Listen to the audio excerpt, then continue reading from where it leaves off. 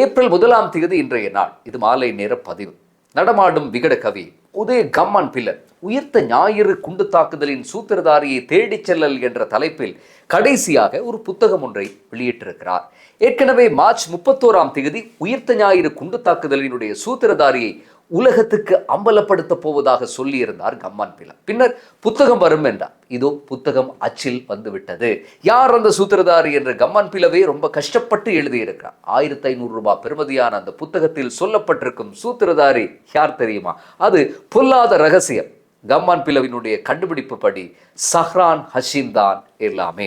உயிர்த்த ஞாயிறு தாக்குதல் பற்றி, அதில் மூளையாக இருந்தவர்கள் பற்றி, விசாரணைகளை குழப்பியடித்த நபர்களை பற்றி, பிள்ளையானுக்கு ஒரு காலத்தில் இல்லாமல் இருந்த அவரது இணைப்பு செயலாளர் ஹன்சீர் அசாத் மௌலானாவினுடைய பிரித்தானிய சேனல் 4 தொலைக்காட்சிக்கு அளித்த பேட்டி பற்றி என்று ஏராளமாக தாராளமாக இது பற்றி அவர் பேசியிருக்கிறார். பிள்ளையான் கைதான போது ஒரு கோட்டை மாற்றிக்கொண்டு வக்கீல் வண்டு முருகனாக வந்து சேர்ந்தார் கம்மான் பிள்ளை. பிள்ளையான் யுத்தத்தை முடிவுக்கு கொண்டு வர பாடுபட்ட மாவீரன் என்றெல்லாம் உளறி கொட்டினார். பிள்ளையான் மீது பாச நீரூற்று ஒன்றையே பொழிந்தார் என்று கூட சொல்லலாம். முன்னாள் அரசு புலனாய்வு பிரிவினுடைய தலைவர் சுரேஷ் சலே கைதானதும் மீண்டும் தூசு படிந்து பாவிக்காமல் விட்டிருந்த அதே கோட்டை மாற்றிக்கொண்டு வக்கீல் வண்டு முருகனாக மீண்டும் வந்து சேர்ந்தார்.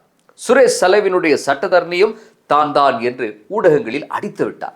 சலே மீது எலிகளும் கரப்பான் பூச்சிகளும் ஓடுவதாகவும், சலே மிகவும் உடைந்து போயிருப்பதாகவும், யுத்த வெற்றிக்கு பங்களித்த ஒரு வீரனை இப்படியா அரசாங்கம் நடத்துவது என்றும் புலம்பி தீர்த்தார் கம்மான் பிள்ளை. சிவாஜியும் நான் தான், எம்ஜிஆரும் நான் தான் என்பது போல பிள்ளையானினுடைய சட்டத்தரணியும் நான் தான், சுரேஷ் சலேவினுடைய சட்டத்தரணியும் நான் தான் என்று கிளம்பி வந்த கம்மான் பிள்ளை பொறுத்து பார்த்து கடைசியில் புத்தகத்தையும் வெளியிட்டார். கம்மான் பிள்ளவுக்கு மட்டும் ஏன் உயிர்த்த ஞாயிறு விசாரணைகள் தொடர்பாக இத்தனை அக்கறை என்றுதான் புரியவில்லை. பிள்ளையானை கைது செய்த போது சுரேஷ் சலேவை சந்தித்து அடுத்தது நீங்கள், அதற்கு அடுத்தது கோட்டாபை என்று சொல்லும் அளவுக்கு அறிவு சுரங்கமாக இருந்திருக்கிறார் கம்மான் பிள்ளை. இதில் வேடிக்கை என்னவென்றால், சுரேஷ் சலேவை அச்சமூட்டி எச்சரிக்கை செய்த கதையை அப்படியே பாமரத்தனமாக ஊடகங்களிடமும் உளறி கொட்டியதுதான். உயிர்த்த ஞாயிறு விசாரணைகள் எல்லாம் கச்சிதமாக நடந்து கொண்டிருக்கின்றன. இந்த விசாரணைகளினுடைய போக்கை பற்றி கார்டினல் மெல்கம் ரஞ்சித் உட்பட கிறிஸ்தவ சமூகத்தினுடைய முக்கிய புள்ளிகள் பலரும் தங்களுடைய திருப்தியை வெளியிட்டிருக்கிறார்கள். இந்த நிலையில்தான் கம்மான் பிள்ளை காலில் சுடுநீரை கொட்டி கொண்டது போல ஓடி திரிகிறார். இதில் வேடிக்கை என்னவென்றால், இந்த புத்தக வெளியீட்டு நிகழ்வுக்கு வந்த நபர்களினுடைய கோலங்கள் தான் முன்வரிசையில் மஹிந்த ராஜபக்ச, கோட்டாபய ராஜபக்ச, மைத்ரிபால சிறிசேன, முக்கியமாக சஜித் பிரேமதாசவும் இருந்தார். பின்னால் இருக்கக்கூடிய வரிசையில் நாமல் ராஜபக்ச, விமல் வீரவன்ச, ஞானசார எல்லோரும் இருந்தார்கள். சஜித் பிரேமதாசவினுடைய படத்தை தவிர்த்து ராஜபக்சேக்கள் மற்றும் சிறிசேன இருக்கும் முன்வரிசை போட்டோவை கத்தரித்து பலரும் சமூக ஊடகங்களில் பதிவு செய்திருந்தார்கள். சிலர் கம்மான் பிள்ளவினுடைய புத்தகத்துக்கு பொருத்தமான அட்டைப்படம் இதுதான் என்று கூட நக்கல் அடித்திருந்ததையும் பார்க்கக்கூடியதாக இருந்தது. கோட்டாபய ராஜபக்ச, மஹிந்த ராஜபக்ச போன்ற கேரக்டர்கள் இது போன்ற நிகழ்வுக்கு போவதோ, பொதுஜன பெரமுனவை பிரதிநிதித்துவப்படுத்திய தீவிர வலதுசாரி மற்றும் இனவாத கூடாரங்கள் இந்நிகழ்வுக்கு போவதோ ஒன்றும் அதிசயமான விஷயம் அல்ல. ஆனால் சஜித் பிரேமதாசவை யார் கைப்பிடித்து கூட்டிக் கொண்டு போனது என்றுதான் தெரியவில்லை. வெட்டிங் கேக் ஒன்று இருக்கிறது, வாரங்கள் தருகிறேன் என்று 5 வயது சிறுவன் ஒருவனை கூட்டிக் கொண்டு செல்வது போல சஜித்தை கூட்டிக் கொண்டு சென்றிருக்கிறார்கள். சஜித்தோடு யார் யார் போயிருக்கிறார்கள் என்று பார்த்தால் புரிகிறது கட்சியினுடைய வண்டவாளம். திஸ்ஸ அத்தநாயக்க, தோல்விகளினுடைய குருநாதர் ரஞ்சித் மத்தும பண்டார, கட்சியினுடைய செயலாளர். இப்படித்தான் முருத்தட்டுவே ஆனந்த தேரர் தலைமையில் நடந்த பிக்குகளினுடைய மாநாட்டுக்கும் போயிருந்தார் சஜித். உங்களுக்கு அந்த சொதப்பல் மாநாடு ஞாபகத்தில் இருக்கும். ஆரம்பத்தில் 20,000 பேரளவில் கூட போவதாக சமூக ஊடகங்களில் ஆரவாரமாக சொல்லப்பட்டது. சம்மேளனத்துக்கு 2 வாரங்கள் இருக்கும் போது அது அரைவாசியையும் விட சற்று குறைந்து போய் 8,000 ஆனது. பின்னர் கழுதை தேய்ந்து கட்டெரும்பாகியது போல, பழமொழிக்கு ஏற்றாற் போலவே 5,000 ஆகி 2,000 ஆகி கடைசியில் 200க்குள் அடங்கியது. சிறை சென்ற செம்மல் பலாங்குட கசப்ப தேரர் ஆஜராகி இருந்தார். மிக நீண்ட கால ஃப்ளைங் அவர்ஸ் கொண்ட பைலட் போல இந்த மாதிரியான விடயங்களில் பல வருட பழுத்த முதிர்ந்த அனுபவமுடைய கலகொடாத்தே ஞானசார தேரரும் வந்திருந்தார். சஜித் பிரேமதாச வந்திருந்தார். எங்கே யார் கூட்டம் போட்டாலும் ஓடி போய் உட்கார்ந்து கொண்டு மைக்கில் அரசை விளாசி தள்ளக்கூடிய சஜித் இப்படி ஒரு நிகழ்வுக்கு போனது அப்போது சற்று அதிர்ச்சியாகவும் பார்க்கப்பட்டது. ஆனால் அவர் தனியே செல்லாமல் தன்னுடைய கட்சியைச் சேர்ந்த கயந்த கருணாதிலகவையும் புத்திக பத்திரனவையும் அழைத்துக் கொண்டுதான் போயிருந்தார். இதே போல ஒன்றுதான் நேற்று நடந்த கம்மன் பிலவினுடைய புத்தக நிகழ்வும் கூட.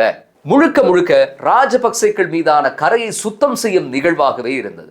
ராஜபக்ச காலத்து அரச அதிகாரிகளை, கடமை தவறிய அரச உயர்மட்டத்தை விட்டுவிட்டு இப்போதைய விசாரணைகள் எல்லாம் அரசியல் நோக்கம் கொண்டவை, சஹ்ரான் மட்டும்தான் இங்கே குற்றவாளி என்று அடித்தொண்டையில் கத்தி புத்தகமாய் வெளியிடும் உற்சவம் அது. உண்மையில் நாடு பூராகவும் இருக்கும் கடைந்தெடுத்த இனவாதிகளை எல்லாம் ஒரே பிரேமுக்குள் செதுக்கியது போல இருந்த அந்த சம்மேளனத்துக்கு சஜித் போவது பற்றி அவருடைய கட்சியில் இருக்கக்கூடிய சிறுபான்மை கட்சி தலைவர்களினுடைய அபிப்பிராயம் என்னவென்று இதுவரை அறிந்து கொள்ள முடியவில்லை. எல்லாவற்றுக்கும் கருத்து சொல்லும் மரிக்காரும் முஜிபுர் ரஹ்மானும் இது பற்றி எதுவும் சொல்லவும் இல்லை.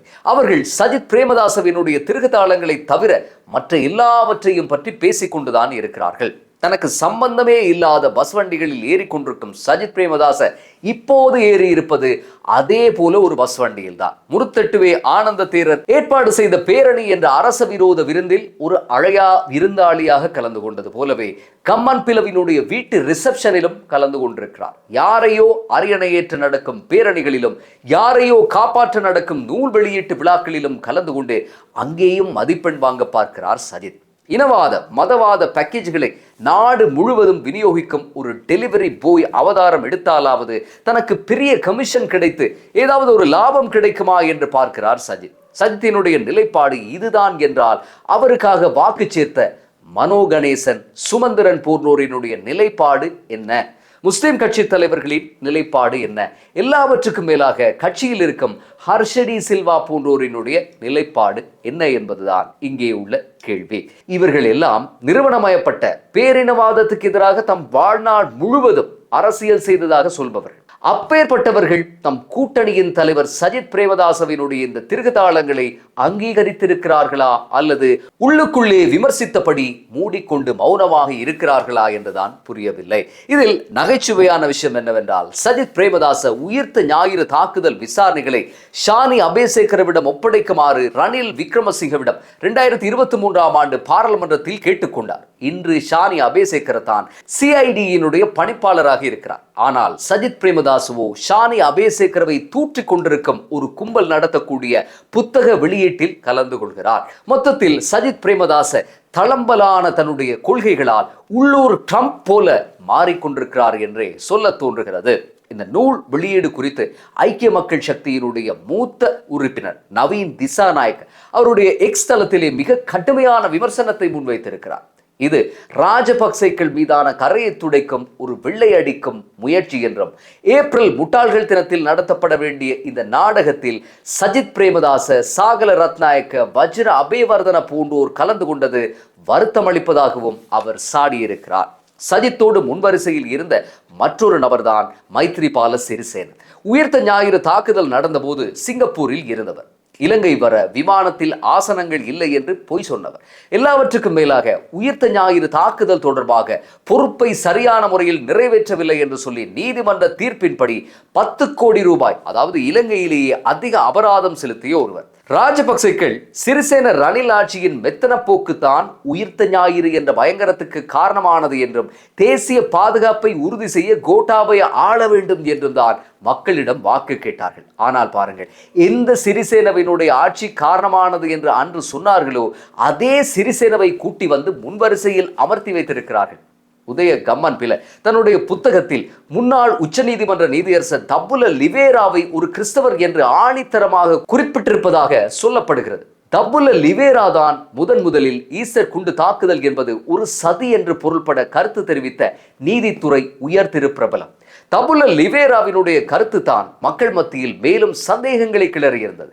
270 பேர் துடிதுடித்து இறந்து போன இந்த மிலேச்சத்தனத்தினுடைய ஆரம்ப பாதையை விசாரணை செய்ய வேண்டும் என்று வலுவான குரல்கள் எழுப்பப்படவும் காரணமாக அமைந்தது.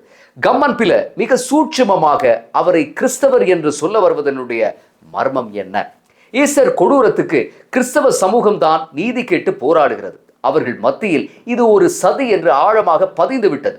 இதற்கெல்லாம் மூலம் யார் என்று ஆராய்ந்ததால் ஏற்பட்ட விளைவாக அப்படி கிறிஸ்தவர் என்று கூறியிருக்கிறாரா என்றுதான் தெரியவில்லை.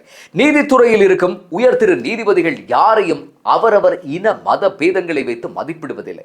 அவர்கள் அவற்றுக்கெல்லாம் அப்பாற்பட்டவர்கள். ஆனால் காலம் முழுக்க இன குரோதத்தை விதைத்தபடி அரசியல் செய்த கம்மான் பில போன்றோரிடம் இந்த நியாயங்கள் எதுவும் எடுபடாது. அவர்களுடைய அரசியல் முதலீடு என்பது முழுக்க முழுக்க இனவாதம் மட்டும்தான். இப்படித்தான் கோட்டாபய ராஜபக்ச தான் மக்கள் புரட்சியால் துரத்தி அடிக்கப்பட்டது தொடர்பாக எழுதிய புத்தகத்திலும் டயஸ்போராக்கள், முஸ்லிம்கள் மற்றும் கிறிஸ்தவர்கள் தன் ஆட்சியை ஆரம்பம் முதலே எதிர்த்தார்கள் என்றும் அவர்களுக்கு தம் சிங்கள தேசியவாத அரசு பிடிக்கவே இல்லை என்றும் காரணங்களை அடுக்கியிருந்தார். அதாவது இவர்கள் அரசியல் மேடைகளில் விதைத்த வன்மங்களை தான் புத்தகம் வாயிலாகவும் விதைக்கிறார்கள்.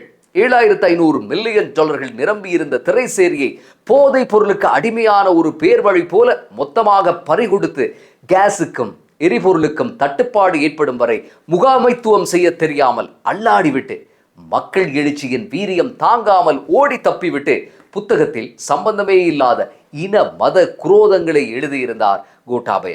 கம்மன் பிலவினுடைய தப்புல லிவேரா தொடர்பான விடயங்களும் அதே போல ஒன்றுதான். சட்டத்தரணி அவதாரம் எடுத்த கம்மன் பில புத்தகம் எழுதும் அளவுக்கு சென்றிருக்கிறார். மனிதர் கடுமையாக பாடுபட்டு கொண்டிருக்கிறார். ஈஸ்டர் குண்டு தாக்குதல் விசாரணைகள் அடுத்த முக்கிய கட்டத்துக்குள் செல்லும் போது இன்னும் என்னென்ன வித்தை காட்டுவார் என்றுதான் தெரியவில்லை. அரசு இந்த விசாரணைகளை மிக விரைவாக நடத்தி முடித்து இதில் சம்பந்தப்பட்ட அனைத்து குற்றவாளிகளுக்கும் தராதரம் பார்க்காது தண்டனை வழங்க வேண்டும் என்பதுதான் இந்த அரசை நம்பி வாக்களித்த மக்களினுடைய எதிர்பார்ப்பாக இருக்கிறது. மீண்டும் அடுத்த பதிவில் சந்திப்போம். நன்றி.